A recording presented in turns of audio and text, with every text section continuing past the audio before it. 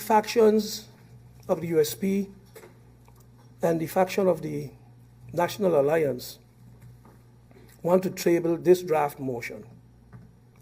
The Parliament of St. Martin, in its meeting of today, February 4th, 2019, considering that the present coalition government of St. Martin, led by Prime Minister Leona Marlin, is based on a coalition agreement with the premise of transparency, social dialogue, openness, integrity, and communication, with a concentrated focus on rebuilding a vibrant economy, restoring a strong social fabric, and promoting a resilient sense of community. Considering that this government, led by Prime Minister Leona Marlin, has failed to live up to the above-mentioned premise, the failure of the Prime Minister Leona Marlin to act timely upon the request by the airport for a letter of guarantee to secure the necessary financing to rebuild the airport and its facilities.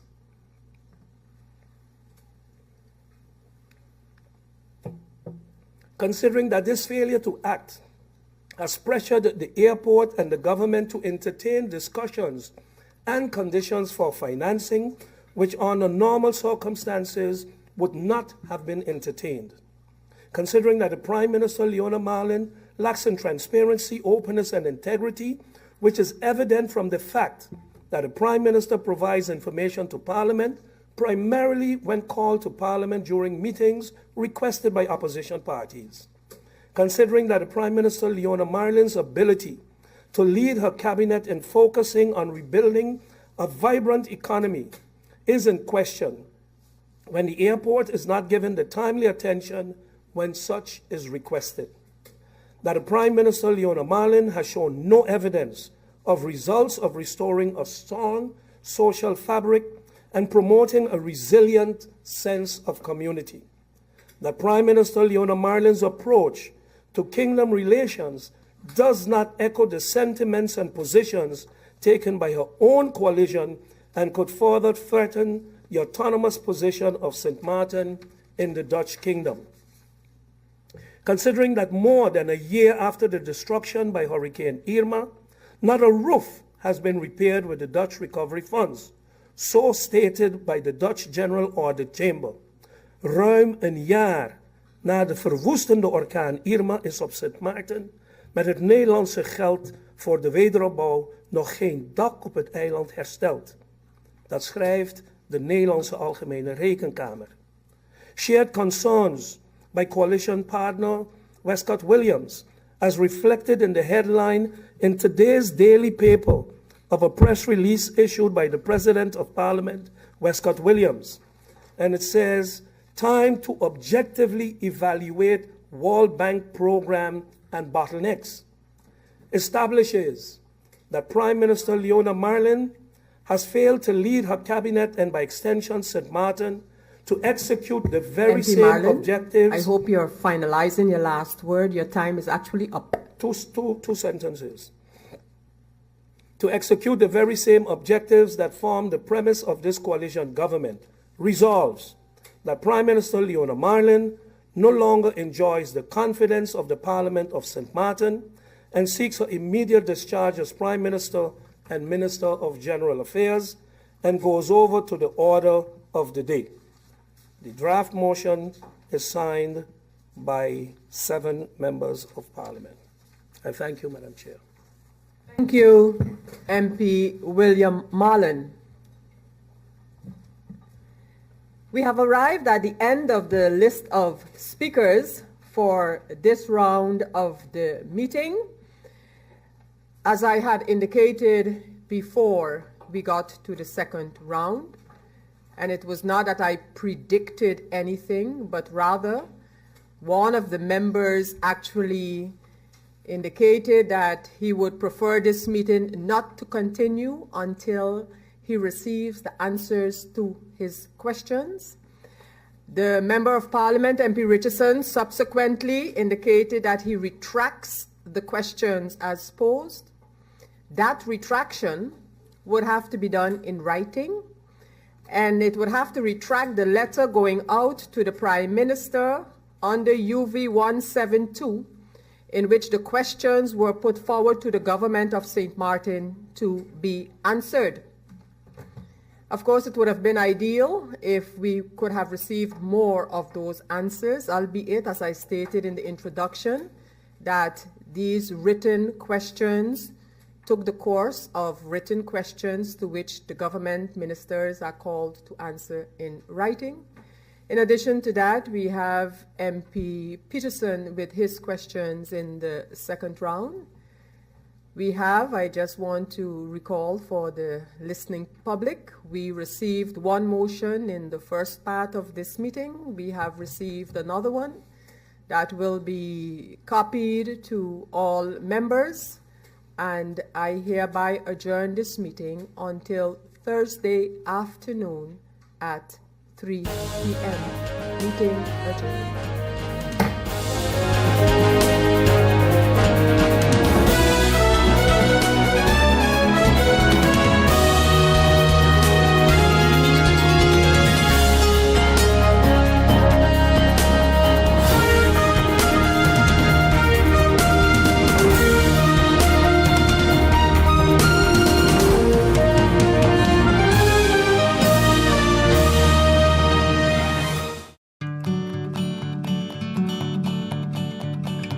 It's been said that behind every door, possibility awaits.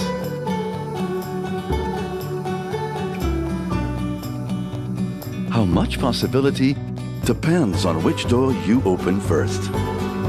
Every day, we help our customers discover the possibilities in their lives. It all starts with a conversation. Scotiabank. Discover what's possible. GEBE has been faithfully serving the communities of St. Martin, powering your home and our economy. Come rain or shine, our qualified team of professionals are working hard 24 hours a day to provide you and your family with safe, reliable electricity and water. We use the latest technologies and test our products daily to maintain the highest international standards. Our friendly staff is always there to assist you, whether in person, over the phone, or online. We are committed to constantly improving our products and services, making them more efficient, effective, and environmentally friendly to serve you better today and our next generation of clients tomorrow. GEBE, powering a brighter future. Our friend Megawati is here with tips to save you energy. 1. Turn your airco temperature up. 2. Use a ceiling fan instead. 3. Buy energy-saving products. Save some green with NVGEBE.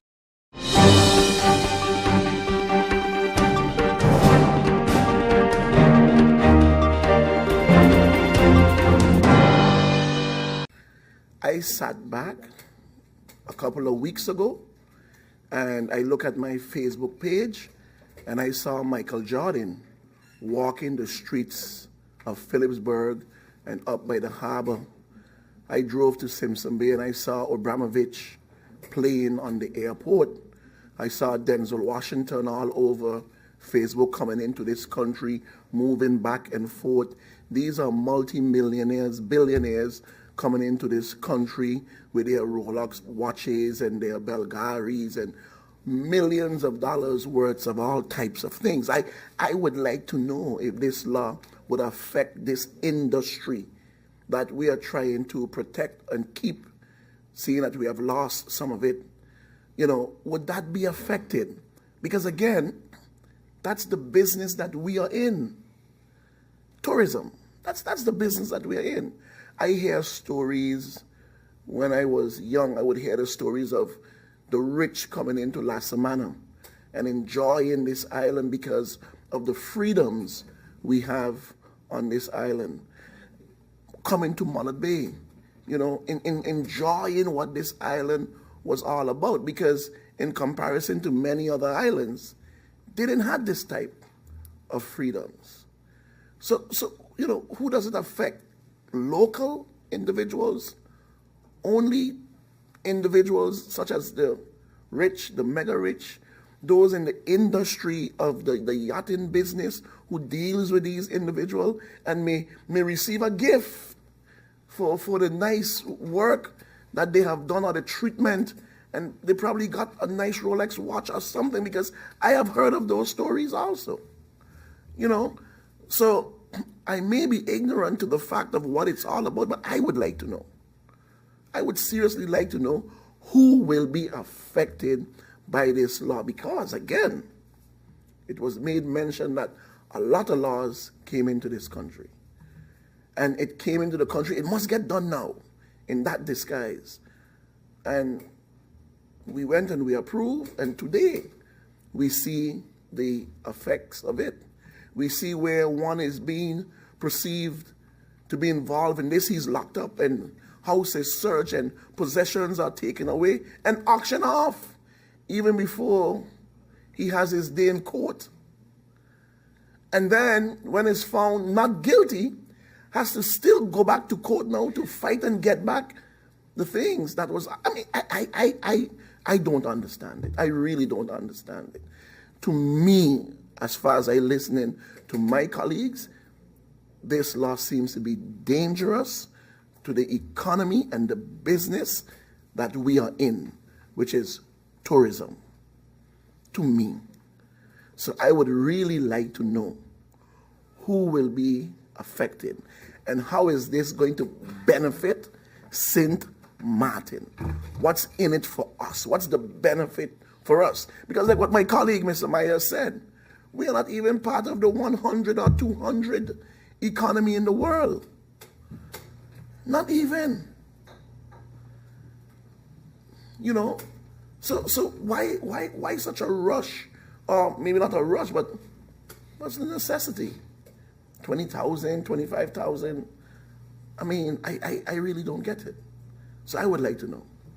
I would really like to know who will be affected. I would like directly for the ministry or representatives of to explain me very exactly what the consequences are if we do not bring the amendments to the law concerning our international status as country St. Martin towards the world. What does it mean if we keep the law as it is and don't bring the amendments to the law? What does that implicate, and what are the consequences for country St. Martin? My second question is, are there any scientific evidence of increasing the amount from 20,000 to 25,000 guilders? If we translate it to dollars, it's about $2,600, $2,700. What more does this bring, this $2,700 bring under light of evidence of money laundering comparing to the 20,000 guilders that we have now? So what other world are we going to open by increasing the amount from 20 to 25? These are the two questions I have. But I will simplify it in this way. Moth has been one of the things, again, in our community that I really don't think the people understand what the moth does. I'll be honest, even as now MP, there's a lot of things also that I have questions about, what is really the moth? So I think today would be, a good opportunity, Ms. Stella, if maybe you can explain a little bit, what the moth does in St. Martin already, because it's something that has existed quite a few years already. And with that in mind, we are here now dealing with an amendment to the law. As former speaker also said, it's only changing from 20,000 to 25. So I want to kind of understand what went into the thought process of increasing it that 5,000 guilders. And with this new law, what is going to change in your procedures of the implementation? I mean, on the ground, how is it being implemented, even the 20,000 guilders? How is that being handled now? Is it random checks? Is it based on suspicion of someone maybe, is going to be traveling via the airport with a certain amount of jewelry and all of that? What I would also like to point out, Chair Lady, is, unfortunately in St. Martin, many times, and in this particular case, it gets to Parliament, and we are faced with having to make the decision to amend a law that I believe the majority of the community probably has zero knowledge of. I believe before it gets to the floor of Parliament, I believe that the ministry, led by the minister, in my opinion, there needs to be more information sessions. Information sessions being done, for instance, with the financial institutions, the various stakeholders which will be affected by this law. Because eventually, I would assume that there needs to be some kind of, public information that goes out to the population to let them know what are the rules. Because unavoidably, what will end up happening is we will find ourselves back here in Parliament talking of citizens that have approached us and say, listen, I was treated unfairly at the airport, and this is what happened. It was mentioned a few times here already about rings. My wife has a ring, and they told her it's worth more than 25,000 guilders. So now, so those are the kind of things really. I think we could avoid a lot of how to say, scare in our population. We could avoid a lot of confusion if before it gets to actually amending the law, that the explanation on the mindset as to why the changes are happening are actually being done. Madam Chair, I think you alluded to this earlier, and the fact that it's kind of a catch-22. We went into status aparte, and we took over so many laws. I think we led our population also to believe in many ways that this newfound autonomy would exempt us from many things that we would have control over today. And I think the reality is that the ministers find themselves probably coming here now and having to deal with different law amendments that they are being pressured maybe from international bodies, probably from the Netherlands, trying to make us live up to treaties maybe that they are engaging in. I remember when I used to work in Aruba, Chairlady, in the hotel industry, and this is, over about 18, 19 years ago. I organized umpteen meetings and conferences that dealt with money laundering. Money laundering and the way the financial institutions were changing and all of that. So I think what we're seeing today is we're seeing things that in reality are totally happening over our heads on an international level. But us being part of that world community, we are not going to be able to always avoid and decide that we're not going to take part. There's other things that, for instance, the CRS reporting and different things like that. Again, how do we know from the financial institutions what are the effects it's going to have? I'm not an expert in that area, so sometimes I would really love to hear, and in this case also with the MOT, how is it going to affect the economy? How is it going to affect the financial institutions? And eventually how it's going to affect the people, and how is it going to affect them with the change in the law versus what we already have on the books?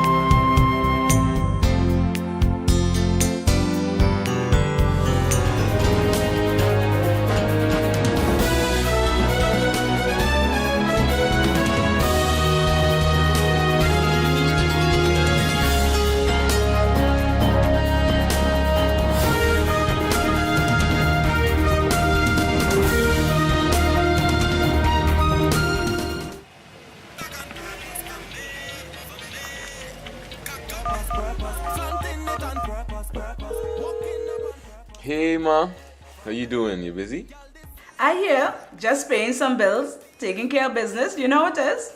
I know, you're doing your online banking. I don't have to stand in those long lines to pay bills. I can transfer when I want. I can check my account wherever. It's like the bank open 24/7. I even here checking the statement right now as we're talking. How's Miami? Well, that's why I'm calling. I'm finishing up a few songs now, but I'm afraid that studio time might be more than I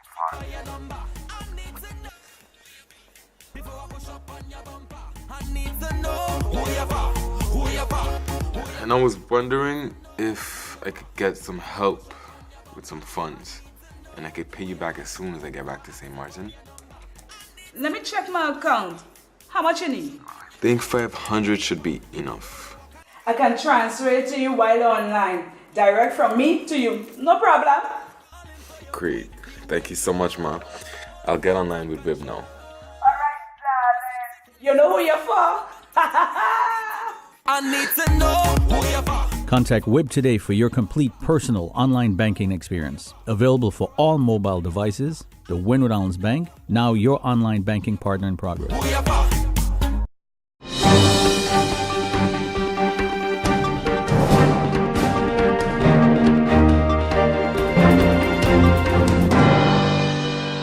So it's a good opportunity that I think the National Institute of the Arts is offering for young people right now, because we have never had it on the island. People joining the orchestra, we've been making history. The first youth orchestra on St. Martin. You know, we really need it because we don't have these people doing these things. You know, we have all the instruments here to train them. We have teachers here on the island that can train them to play these instruments. But since it has never been done before, you know, it's new and it's going to take a little time. But you'll be hearing about us very soon. Well, I know this is a very great loss for you, especially in the time of getting pretty close to Carnival of the 50 years. And from me, I want to give you my sympathy on of the loss of one of your top musician, and then hopefully that everything will go good from here on with the band to able to back up the Calypsonians. Yeah, hopefully. Thank you again. All right. Expressing your sympathy. And thank you for having me, you know, talk a little about Bobo and his legacy that he left behind, you know. I hope we could eventually find, you know, people here, you know, to replace him, you know. I mean, he was great. He was a great musician. Has always been alongside Bobo when they playing with the orchestra, and particularly backing up the Calypsonians, you know. He's one person I know is going to miss him greatly. His dear friend, Bernardi Levens, who was with him at the time of his passing, you know, he, I know, is also going to miss him dearly. I'm going to miss him. When I started writing Calypso for Z, he would always have advice for her. He would always give her advice, and sometimes he would call me and say, that girl could sing. You just have to make sure, work on this and work on that with her. But he was always ready to give advice, and constructive advice, positive advice. And there's nobody that I could think of that could tell you they've had a problem with Bobo, or they couldn't get along with him, or they couldn't see eye to eye with him. He was a happy-go-lucky, get along with everybody. He comes, he does what he has to do, and, you know, that's it for him. So he will be dearly missed, and I can't imagine the next Calypso competition being on stage with that band and Bobo not being there. I know in talking to him, he has told me that he has had some heart problems, working on bettering that situation, where he would actually watch his diet, rest more, and that sort of thing. But the Lord knows best, and he called Bobo at home, and Bobo was doing what he likes. At the time of his passing, he had just played the saxophone, and he was playing some bingo, and he was hanging out with his best friend, Bernardi. So he was doing the things that he loved when he passed away. and to his family, I extend my deepest sympathies. And for all those who will dearly miss him, I extend my sympathies to them also. And Bobo will be greatly missed. Yes, Fernando, I appreciate that words about encouragement that you gave there about Bobo, the saxophone player. We are celebrating our 50 years Carnival, which you touch on a little bit, that he was not going to be around for this year. And it's a pity because these type of musicians like him and others, they are legends. And I think that they should give a high recommending of this gentleman, because I mean, no matter what happened, he always come out. He could be tired, could be sick. He come out and he play to back up any band that it is. Don't you think that at one point or the other that we should start honoring these musicians and calypsonian singers? I know with Raw Foundation that you was trying to do a website with honoring these people and so forth. Don't you think that something somewhere along the line so we doesn't forget the memories of these gentlemen and women? Yeah, you're absolutely right, because Bobo's career spanned over 40 years. I mean, that's more than a generation. And for it to just go and disappear without any remembrance or without any kind of tribute to him would be a great pity. It would be a shame. I would say that he will be remembered in our minds, but there's somewhere that we have to document his contribution to the music world, because Bobo was not just there for calypso, but for many other genres of music.